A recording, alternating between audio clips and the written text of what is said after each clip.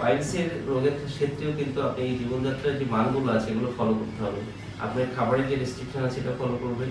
ঘুমানোর যে ব্যাপারগুলো আছে অর্থাৎ নিয়মিত ঘুম, এগুলো একটু ফলো করতে হবে। সামান্য কিছু এক্সারসাইজ করতে হবে। যদি এগুলো ঠিকমতো করেন এবং কিছু জিনিস যদি বাদ দেওয়া যায়, যেমন ভাজা পোড়া, ধূমপান, যারা অ্যালকোহল পান করেন, এই ধরনের যদি বিষয়গুলোকে অ্যাভয়েড করে চলে এবং গরুর গোস্ত এই ধরনের খাবার, বাসি পচা খাবার অ্যাভয়েড করে চলে এবং মানে পুষ্টিকর খাবার গ্রহণ করে, শাকসবজি বেশি খায়, নরম জাতীয় ভাত একটু নরম করে খায়। ভাত একটা ইম্পর্টেন্ট ব্যাপার পাইলসের জন্য, অনেকেই খেয়াল করে না।